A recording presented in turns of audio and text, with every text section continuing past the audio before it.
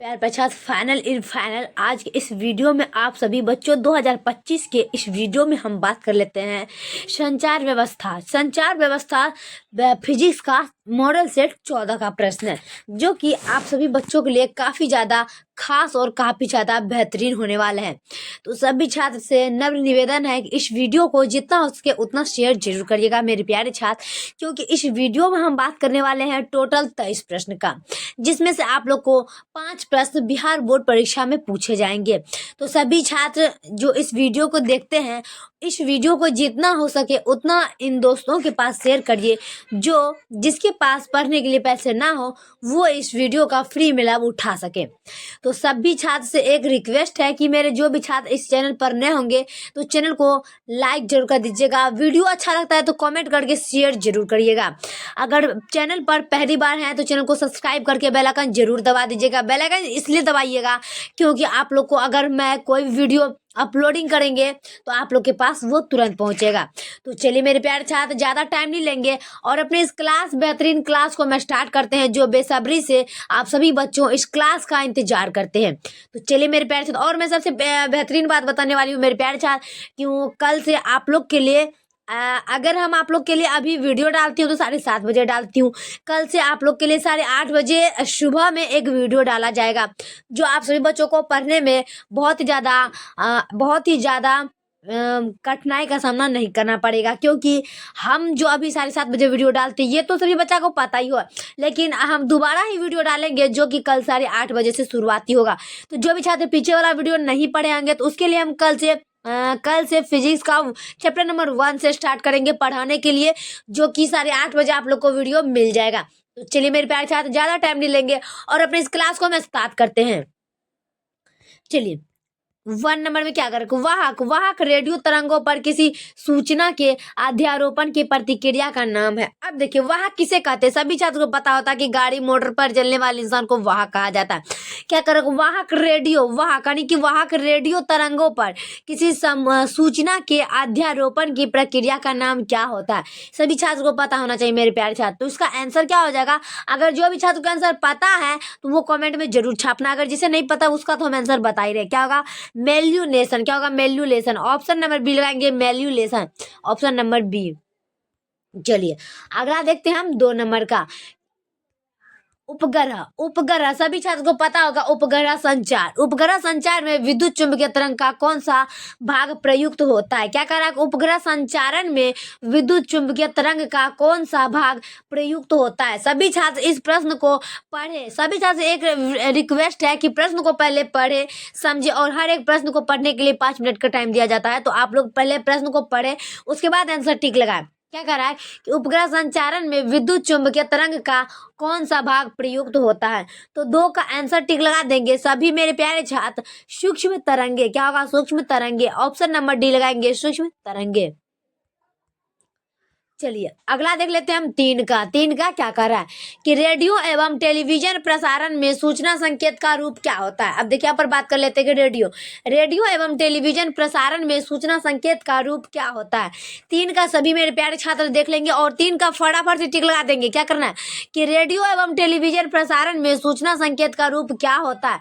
तो सभी छात्र देख लेंगे क्या होगा, एनालॉग सिग्नल। क्या होगा, analogue signal, option number C लगाएंगे, एनालॉग सिग्नल। चलिए अगला प्रश्न की बात कर लेते हैं हम 4 नंबर का।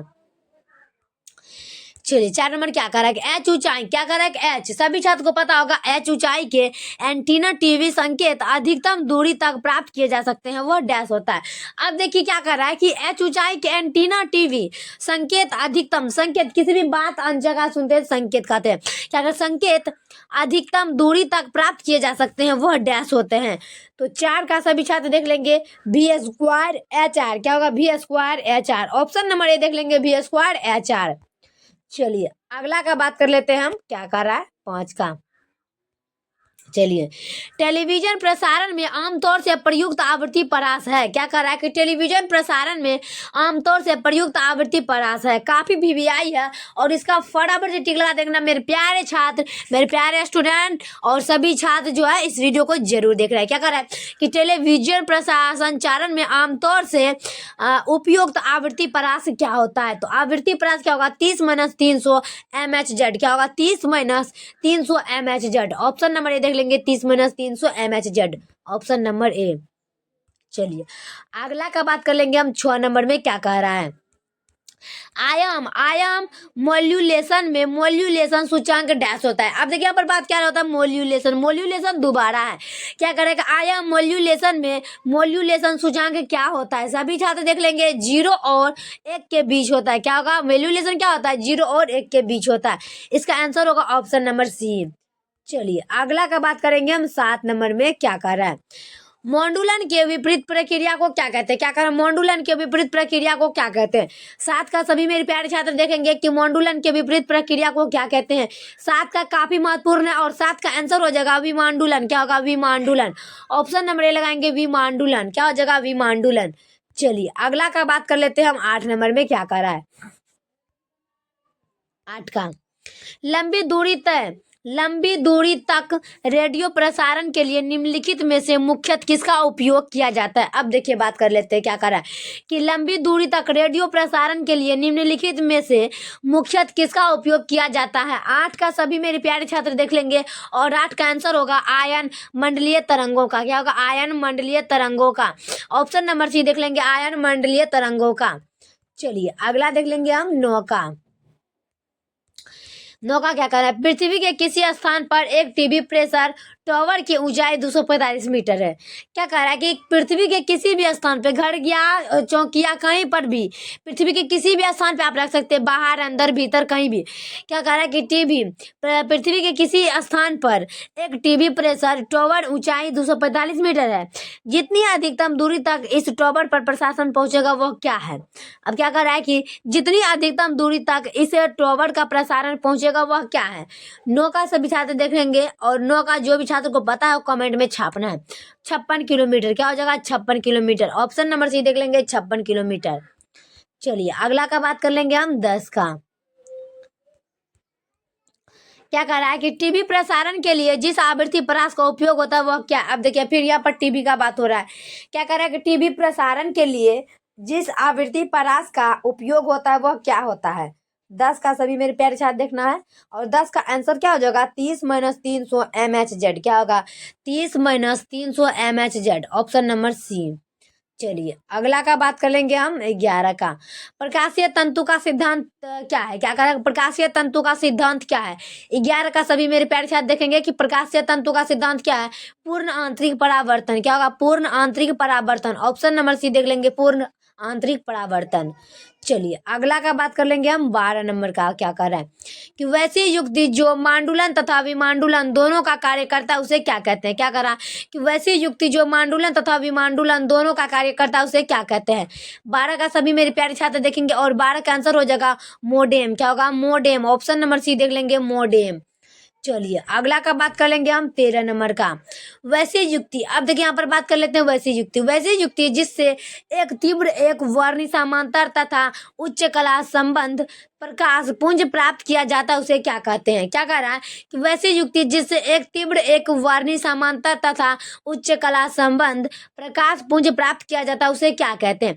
सभी मेरे प्यारे छात्र को पता होना चाहिए। तो इसका आंसर हो जाएगा लेसर। क्या हो जाएगा, लेसर, ऑप्शन नंबर ए। चलिए अगला का बात करेंगे हम, 14 नंबर का। क्या कर रहा है, आयन मंडल में उपस्थित आयन है केवल डैश के लिए। क्या कर रहा है कि आयन मंडल में उपस्थित आयन है केवल डैश के लिए। 14 का सभी मेरे प्यारे छात्र देखेंगे कि आयन मंडल में उपस्थित आयन है केवल डैश के लिए। तो 14 का आंसर होगा धन आयन। क्या होगा, धन आयन, ऑप्शन नंबर ए देखेंगे, धन आयन। चलिए अगला का बात कर लेते हैं हम, 15 का। आयन मंडल का व्यवहार रेडियो तरंगे हेतु होता है। क्या करा है कि आयन मंडल का व्यवहार रेडियो तरंगे हेतु होता है। सभी छात्र को पता होना चाहिए कि आयन मंडल का व्यवहार रेडियो तरंगे हेतु होता है। 15 का आंसर होगा विरल माध्यम। क्या होगा, विरल माध्यम, ऑप्शन नंबर ए देख लेंगे, विरल माध्यम। चलिए अगला देख लेते हैं हम 16 का। माइक्रो तरंगे की आवृत्ति क्या होती है? क्या कह रहा है कि माइक्रो तरंगे की आवृत्ति क्या होता है? 16 का सभी मेरे प्यारे छात्र देखेंगे और 16 का आंसर होगा रेडियो आवृत्ति से अधिक। क्या होगा? रेडियो आवृत्ति से अधिक। ऑप्शन नंबर ये देख लेंगे, रेडियो आवृत्ति से अधिक। चलिए अगला देख लेते हैं हम 17 नंबर में। भूतरंगे का ध्रुवन होता है पृथ्वी तल के लिए। क्या कर रहा है कि भूतरंगे का ध्रुवन होता है पृथ्वी तल के लिए। 17 का सभी मेरे प्यारे छात्र देखेंगे और 17 का फटाफट से टिक लगाना है कि 17 क्या कह रहा है कि भूतरंगे का ध्रुवन होता है पृथ्वी तल के लिए। तो 17 का फटाफट से हो जाएगा लंबवत। क्या होगा? लंबवत। सभी मेरे प्यारे छात्र लगाना है 17 का लंबवत में तीर का निशान।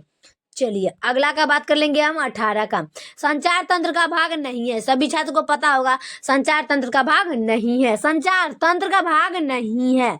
प्रश्न को पढ़ना है तो ऊर्जा हो जाएगा। क्या होगा? ऊर्जा। संचार तंत्र का भाग नहीं है तो ऊर्जा नहीं है। ऑप्शन नंबर डी देख लेंगे, संचार तंत्र का भाग ऊर्जा नहीं है। चलिए अगला का बात करते हैं 19 का। एनालॉग संचार तंत्र का उदाहरण नहीं है। अब देखिए यहाँ पर बात कर लेते हैं एनालॉग। एनालॉग संचार तंत्र का उदाहरण नहीं है। सभी मेरे प्यारे छात्रों को पता होना चाहिए कि एनालॉग संचार तंत्र का उदाहरण नहीं है। तो 19 का आंसर होगा फैक्स। क्या होगा? फैक्स होगा। ऑप्शन नंबर ए देख लेंगे, फैक्स। एनालॉग संचार तंत्र का उदाहरण नहीं है, फैक्स। Option number A. चलिए अगला देख लेते हैं हम 20 का। भू स्थिर उपग्रह की ऊंचाई पृथ्वी तल से है। क्या करा है कि भू स्थिर उपग्रह की ऊंचाई पृथ्वी तल से है।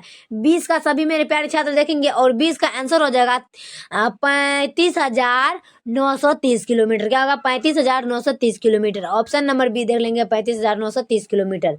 क्या होगा? Option number B. चलिए नेक्स्ट का बात कर लेते हैं हम 21 नंबर का। प्रकाशीय तंतु। क्या कह रहा है कि प्रकाशीय तंतु संचारण में प्रकाश स्रोत के रूप में होता है। क्या कह रहा है? प्रकाशीय तंतु संचारण में प्रकाश स्रोत के रूप में होता है।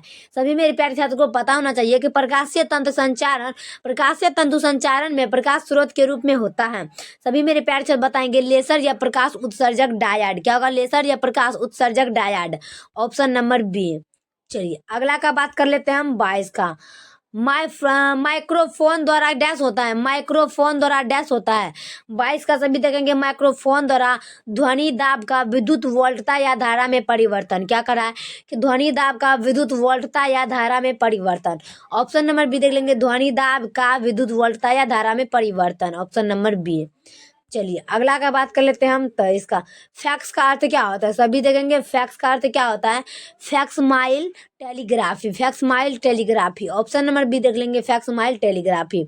चलिए लास्ट प्रश्न था मेरा प्यारे छात्र, कैसा मेरा वीडियो लगता है अंत में जरूर बताइएगा मेरे प्यारे छात्र। तो जो भी छात्र मेरे चैनल को अभी तक सब्सक्राइब नहीं किए हैं और कृपया मेरे चैनल को सब्सक्राइब जरूर कर लीजिएगा। तब तक के लिए नेक्स्ट वीडियो मिलते हैं।